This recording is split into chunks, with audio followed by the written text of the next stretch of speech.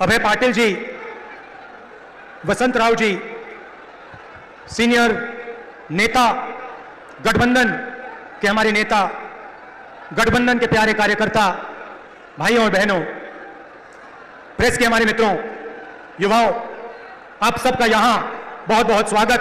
गर्मी में आप आए, दूर दूर से आए, आपको कष्ट हुआ, इसके लिए दिल से आपको धन्यवाद करता हूं।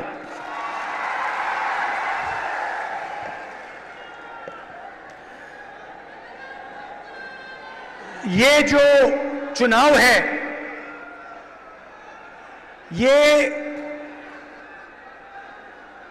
संविधान और लोकतंत्र को बचाने का चुनाव है।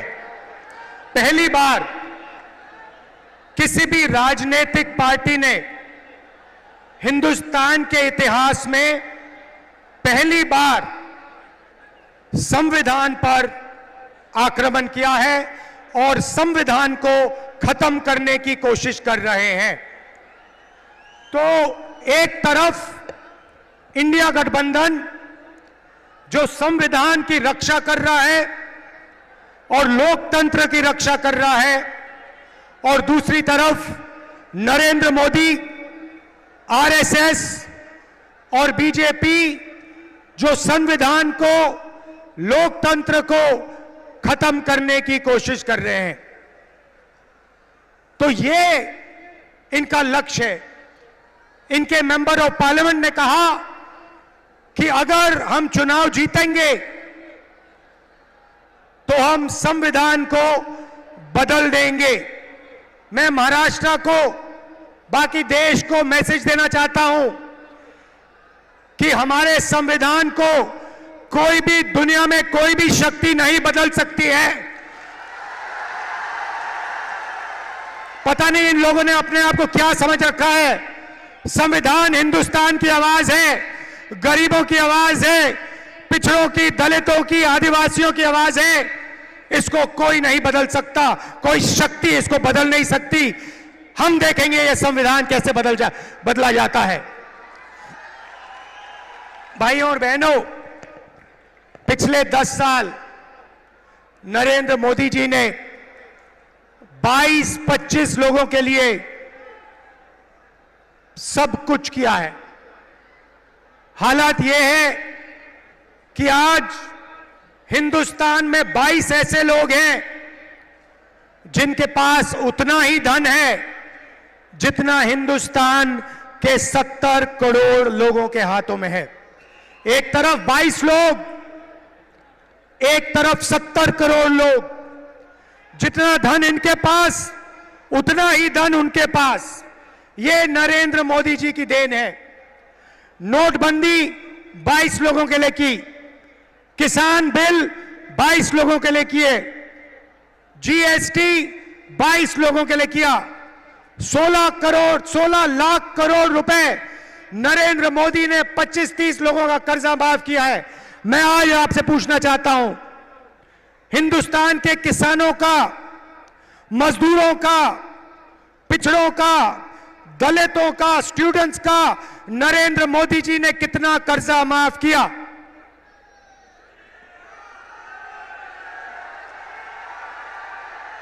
एक रुपया हिंदुस्तान के गरीबों का नरेंद्र मोदी ने माफ नहीं किया। 16 लाख करोड़ रुपए का मतलब 25 साल का मनरेगा। 16 लाख करोड़ रुपए का मतलब जितना हमने किसानों का कर्जा माफ किया था, अगर आप उसे 25 बार करो तो 16 लाख करोड़ रुपए बनते हैं। नरेंद्र मोदी जी ने 22-25 लोगों को 25 साल का मनरेगा का पैसा पकड़ा दिया और फिर कहते हैं कि गरीबों की सरकार चलाते हैं। उन्होंने 22 अरब पतियों की मदद की। तो आज मैं आपको साफ बताने आया हूं, हमारा जवाब क्या है, मैं आपको बताने आया हूं। उन्होंने अरबपति तैयार किए, हम करोड़ों लाखपति बनाने जा रहे हैं।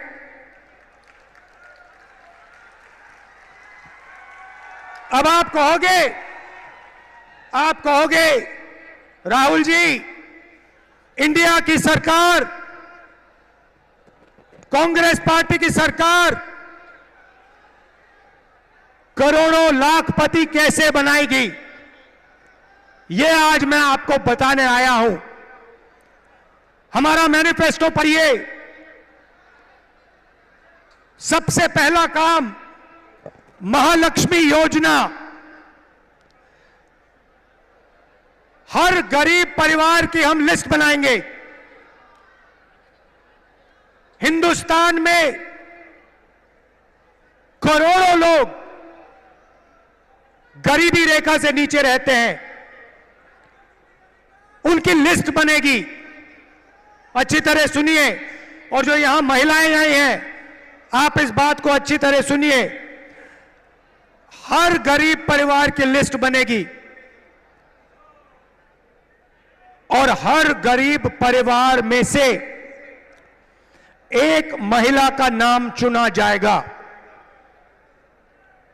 और उस महिला के बैंक अकाउंट में कांग्रेस पार्टी की सरकार, इंडिया गठबंधन की सरकार हर साल सीधे बैंक अकाउंट में 1 लाख रुपया डालने जा रही है।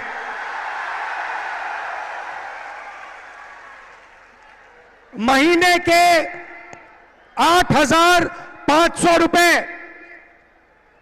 साल के 1 लाख रुपए करोड़ों महिलाओं के बैंक अकाउंट में हर महीने ठकाठक ठकाठक ठकाठक ठकाठक ठकाठक ठकाठक ठकाठक। आप अरबपति बनाओ, हम लाखपति बनाएंगे। आप 25 अरबपति बनाओ, हम करोड़ों लाखपति बनाएंगे। भाई और बहनों, सीधी सी बात है और महिलाएं ये बात अच्छी तरह समझेंगी। हिंदुस्तान में 21वीं सदी में स्त्री और पुरुष दोनों जॉब करते हैं। सही सही। मनरेगा महिलाएं भी करती हैं, पुरुष भी करते हैं। सही। तो जब आप जॉब करते हो, 8-10 घंटे की जॉब करते हो, स्त्री को भी पैसा मिलता है, पुरुष को भी पैसा मिलता है। सही, ठीक है। मगर हर महिला, इस देश की हर महिला 8 घंटे घर के बाहर जॉब करती है और फिर 8 घंटे घर में जॉब करती है। खाना भोजन बनाती है, बच्चों की देखभाल करती है, भविष्य की, हिंदुस्तान की के भविष्य की रक्षा करती है। मगर 8 घंटे के लिए आपको पैसा मिलता है, मगर जो घर में आप काम करती हैं उसके लिए आज तक आपको किसी सरकार ने पैसा नहीं दिया। यह बात शायद पुरुषों को अच्छी ना लगे, मगर यह हिंदुस्तान की सच्चाई है। देखिए, महिलाएं सब मुस्कुरा रही हैं, ये समझ गई बात। इसीलिए हिंदुस्तान की गरीब महिलाओं के बैंक अकाउंट में 1 लाख रुपए हर साल, 8,500 रुपए हर महीने, ठकाठक ठकाठक ठकाठक ठकाठक ठकाठक। दूसरी बात, यहां बहुत सारी आशा और आंगनवाड़ी की महिलाएं हैं, उनको सीधा मैसेज देना चाहता हूं, आपकी आमदनी हम दुगनी करने जा रहे हैं और हिंदुस्तान की सरकार में और पब्लिक सेक्टर में महिलाओं को 50% रिजर्वेशन देने जा रहे हैं।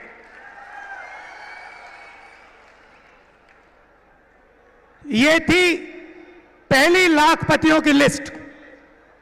अब मैं आपको दूसरी लाखपतियों की लिस्ट देने जा रहा हूं।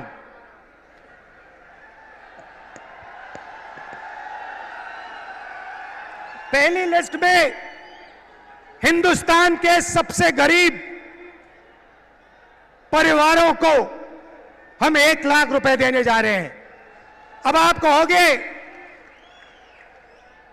करोड़ों लाखपति तो आपने यहां बना दिए, अब कहां बनाओगे? अब मैं वो आपको बताना चाह रहा हूं। नरेंद्र मोदी जी ने हिंदुस्तान के युवाओं को बहुत तंग किया।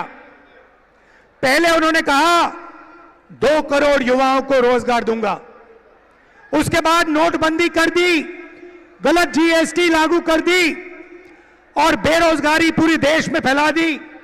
आज 45 साल से सबसे ज्यादा बेरोजगारी हिंदुस्तान में है।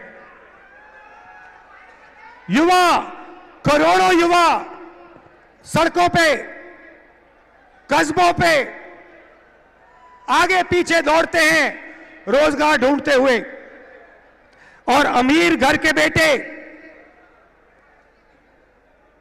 क्या करते हैं? अप्रेंटिसशिप करते हैं। अप्रेंटिसशिप मतलब जॉब मार्केट में जाने से पहले हिंदुस्तान का हर अमीर परिवार अपने बेटे को, बेटी को 6 महीने की, 1 साल की टेम्पररी नौकरी देते हैं। वो नौकरी उन्हें पब्लिक सेक्टर में, प्राइवेट सेक्टर में, सरकारी ऑफिसेज में दी जाती है और उनको इस नौकरी के लिए पैसा मिलता है। ये अरबपति लोग, बड़े बिजनेस वाले अपने बच्चे को इस प्रकार से ट्रेनिंग देते हैं। एक प्रकार से मान लो पेड ट्रेनिंग हो जाती है और जॉब मार्केट में घुसने का तरीका है। ये एक प्रकार से जॉब मार्केट में घुसने का रास्ता है। मगर यह सुविधा हिंदुस्तान के करोड़ों बेरोजगार युवाओं को नहीं मिलती। भटकते रहते हैं, मांगते रहते हैं, हाथ जोड़ते रहते हैं, मगर कोई इनकी सुनता नहीं। नरेंद्र मोदी नहीं सुनते। तो हम पहली बार, दुनिया में पहली बार एक नया कानून ला रहे हैं जो सुविधा हिंदुस्तान के सबसे अमीर लोग अपने बच्चों को देते हैं, वही सुविधा हम हिंदुस्तान के हर बेरोजगार युवा को देने जा रहे हैं। भाई और बहनों, इंडिया गठबंधन की सरकार दुनिया में सबसे पहली सरकार होने जा रही है जो अपने युवाओं को अप्रेंटिसशिप का अधिकार देने जा रही है। सीधा सा मामला है, हिंदुस्तान के सारे graduates, college graduates, university graduates, diploma holders, सारे के सारों को यह अधिकार दिया जाएगा। पब्लिक सेक्टर में, प्राइवेट सेक्टर में, सरकारी ऑफिसेज में आपको 1 साल की अप्रेंटिसशिप, 1 साल की नौकरी हिंदुस्तान की सरकार गारंटी करके देने जा रही है। 1 साल में प्राइवेट सेक्टर में, पब्लिक सेक्टर में, सरकारी ऑफिसेज में आपको नौकरी मिलेगी और ट्रेनिंग मिलेगी। और भाई और बहनों, सिर्फ ट्रेनिंग और नौकरी नहीं मिलेगी, बैंक अकाउंट में साल के 1 लाख रुपए मिलेंगे। और उसके बाद 1 साल के बाद हिंदुस्तान को दुनिया की सबसे बेहतर ट्रेंड वर्कफोर्स मिलेगी। तो भाई और बहनों, उन्होंने 20-25 अरबपति बनाए, हम करोड़ों लाखपति बनाने जा रहे हैं।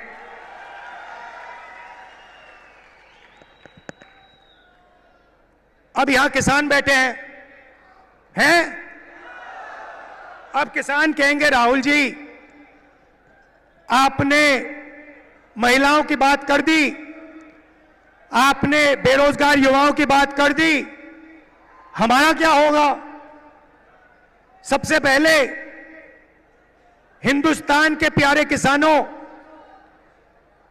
ये जो 1 लाख रुपए महिलाओं के जाएंगे और 1 लाख रुपए हिंदुस्तान के बेरोजगार युवाओं को जाएंगे, ये आपको भी मिलेंगे क्योंकि आपके घर में भी ये पैसा आएगा।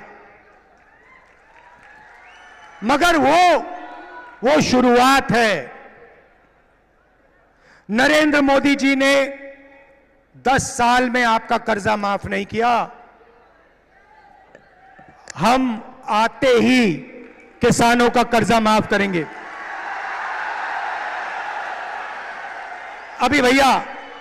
अभी भैया मूड नहीं बना, ताली मत बजाओ, मैंने बात खत्म नहीं की। क्रांतिकारी बात अब बोल रहा हूं। वो तो नॉर्मल बात थी कर्जा माफ वाली, क्रांतिकारी बात सुनो। हम एक किसानों का आयोग बनाने जा रहे हैं और यह आयोग जब भी हिंदुस्तान के किसानों को कर्जा माफी की जरूरत होगी, ये आयोग सरकार को रिकमेंडेशन देगा और किसानों का कर्जा एक बार नहीं अनेक बार होगा। मेरा कहना है इस देश में धन की कोई कमी नहीं है भाइयों और बहनों। आप देखो, अरबपतियों की ओर देखो, उनकी गाड़ियों को देखो, उनके घरों को देखो, उनके हवाई जहाजों को देखो, धन की कोई कमी नहीं है। मैं सिर्फ यह कह रहा हूं कि अगर अरबपतियों का कर्जा माफ हो सकता है तो गरीबों का भी कर्जा माफ हो सकता है। मैं सिर्फ न्याय मांग रहा हूं। आप उनका करो मगर फिर किसानों का भी करो। अगर किसानों का नहीं कर रहे हो तो फिर उनका भी मत करो। अब आखिरी और सबसे मजेदार बात, आज मैं आपका मूड बनाने आया हूं। आज मैं आपको खुश करने आया हूं, नया सपना दिखाने आया हूं। अब सबसे मजे की बात, ये जो मैंने आपको बताया ये तो शुरुआत है, मगर क्रांतिकारी बात भाई और बहनों, ये देखो, ये हमारे मीडिया के मित्र हैं, इनकी ओर देखो।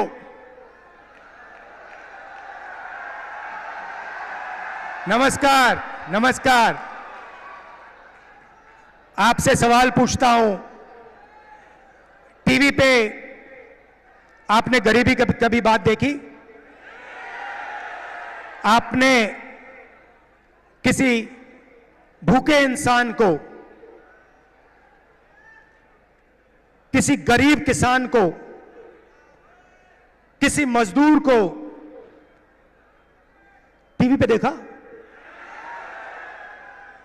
90% आबादी पिछड़ों की है, दलितों की है, आदिवासियों की है, किसानों की है, मजदूरों की है। भाई और बहनों, ये टीवी पे कभी दिखते क्यों नहीं? आपने कभी टीवी पे देखा कि किसान की बात हो रही है? ना। मजदूर की बात होते हुए देखी? किसी बढ़ई को आपने टीवी पे देखा? किसी नाई को, मोची को, बढ़ई को छोटे फैक्ट्री वाले को टीवी पे देखा? कभी नहीं।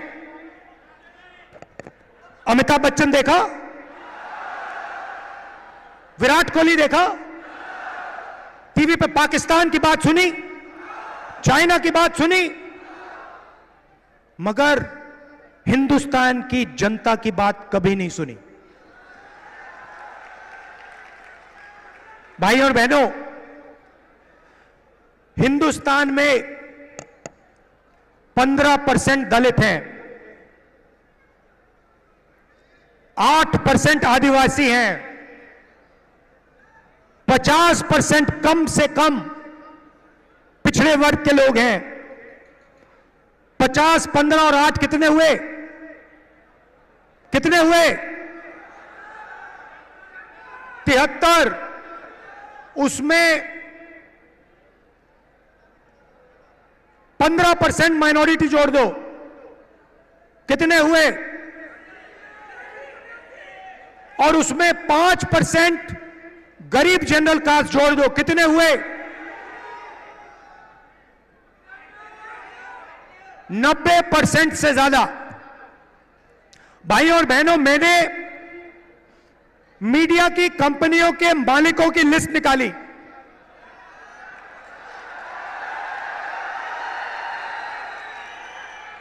और इनके जो बड़े से बड़े एंकर हैं, उनकी लिस्ट निकाली। मैंने 300 से ज्यादा एंकरों की लिस्ट निकाली, हर मालिक की लिस्ट निकाली। और भाई और बहनों, मजे की बात आपको बताता हूं, उस लिस्ट में ना एक दलित, ना एक पिछड़ा, ना एक आदिवासी, ना एक गरीब जनरल कास्ट का व्यक्ति, ना एक आदिवासी, ना एक दलित, ना एक पिछड़ा, कोई नहीं। 90% आबादी में से इनमें कोई है ही नहीं। आपकी बात क्यों करें? आपकी बात क्यों करें? आपका तो है ही नहीं कोई इसमें। अब चुप हो गए आप सब। ओ, राहुल गांधी ने सही बात बोल दी, ये तो हमने सोचा भी नहीं था। चेहरे तो हम रोज देख रहे थे, चेहरे तो हम रोज देख रहे थे, मगर हमने नहीं सोचा कि इनमें ना एक आदिवासी, ना एक दलित, ना एक पिछड़ा।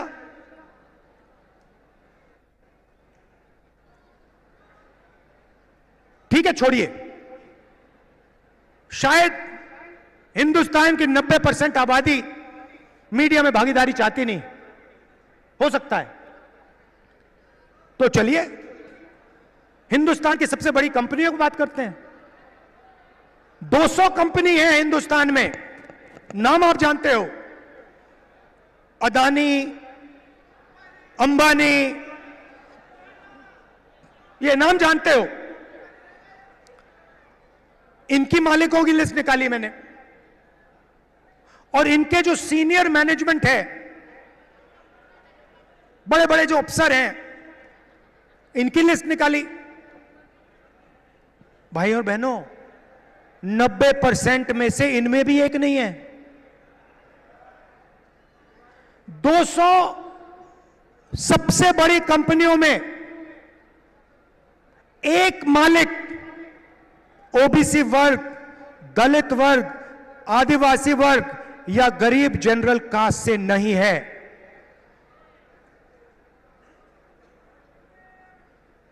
लाखों करोड़ रुपए कर्जा माफ हो जाता है, आपका तो एक आदमी उसमें नहीं है। जीएसटी का पैसा आप देते हो, जितनी जीएसटी आप देते हो उतनी अदानी देता है। ये आपने सुंदर गुलाबी शर्ट जो खरीदी, ये कितने की खरीदी? हाँ आप, हाँ भाई आप, हाँ खड़े हो जाओ, खड़े हो जाओ। 500 की ना? अगर यही शर्ट अदानी खरीदता, कितनी जीएसटी देता हो? जितनी आपने दी। 18% आप देते हो, 18% वो देता है। पैसा आपका, पैसा पिछड़े वर्ग का, दलितों का, आदिवासियों का, गरीब जनरल कास्ट का, माइनॉरिटी का, और कर्जा माफ 22-25 लोगों का। अब आप कहोगे राहुल जी हम मीडिया में नहीं चाहते, हम कॉर्पोरेट इंडिया में भी नहीं चाहते, तो मैं कहूंगा ठीक है सरकार तो ले लो। तो सरकार में देखते हैं। सरकार में दिल्ली की सरकार को 90 अफसर चलाते हैं, आईएएस अफसर हैं। बजट को वो बांटते हैं, एक एक रुपया का निर्णय लेते हैं। डिफेंस में कितना जाएगा, सड़कों में कितना जाएगा, महाराष्ट्र को कितना मिलेगा, रेलवेज को कितना मिलेगा, डिफेंस को कितना मिलेगा, सब कुछ वो निर्णय लेते। 90 है 90।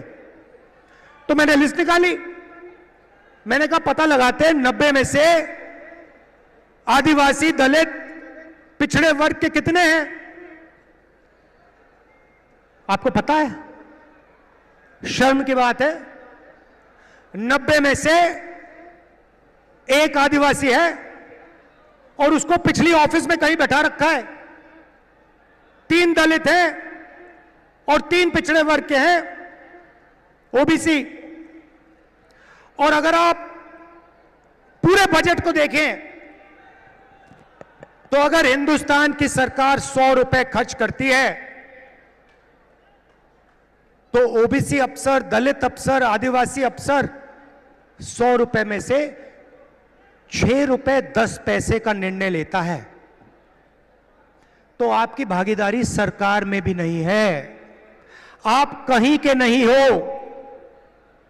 इस बात को आपको गहराई से समझना होगा। ये कॉन्स्टिट्यूशन इसलिए मिटाना चाहते हैं कि आपको अपनी सच्ची शक्ति ना समझ आ जाए, कि आपको अपनी सच्ची आबादी, सच्ची पावर ना समझ आ जाए। क्योंकि अगर आपको आ गई तो संविधान से आप दूसरा काम निकालोगे। यह संविधान एक किताब नहीं है भाइयों और बहनों, यह गरीबों का हथियार है।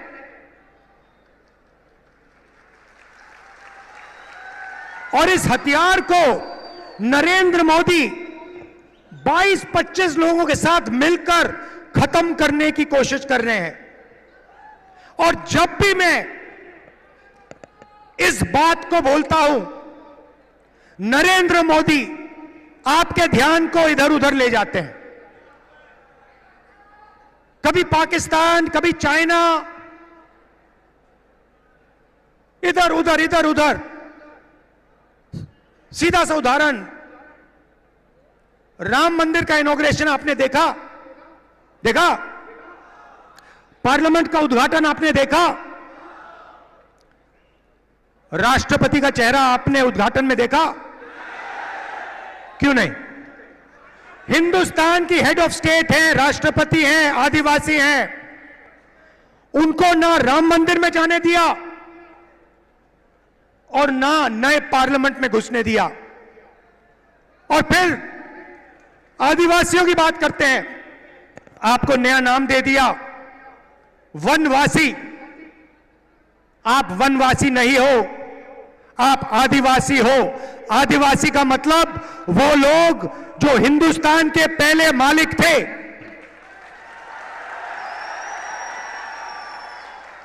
तो भाइयों और बहनों, दूध का दूध, पानी का पानी करना है। हिंदुस्तान का एक्सरे कराना है।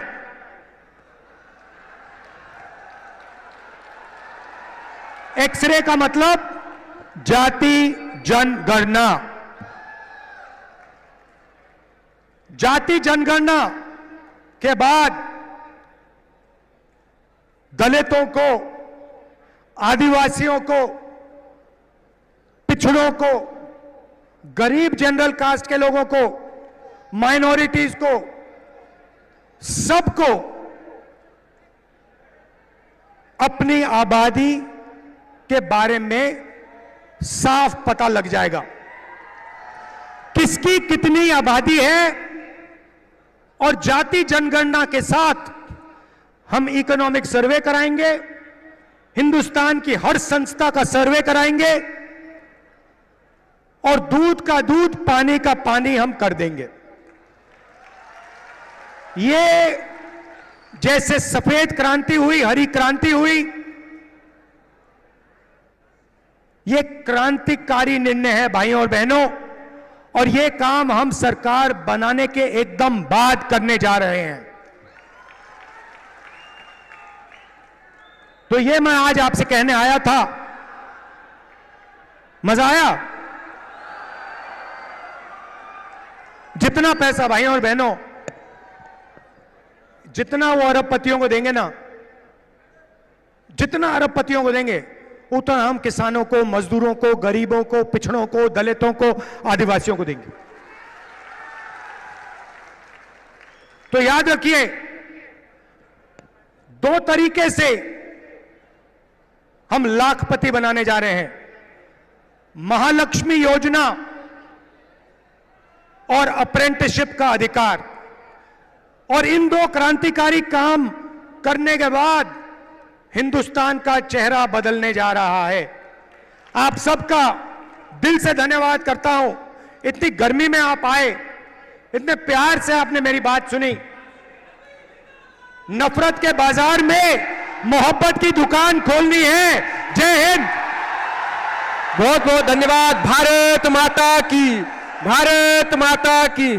माननीय राहुल जी गांधी को आप अपने अमरावती का प्यार की बात कहते हुए, कुलोसो प्यार के मोती लुटा के चलते हैं, सबको गले से लगा के चलते हैं। इसके बड़प्पन का अंदाजा करे भी तो करे कैसे, ये आसमां है मगर सर झुका कर चलते हैं। भारत माता की, भारत माता की, भारत माता की।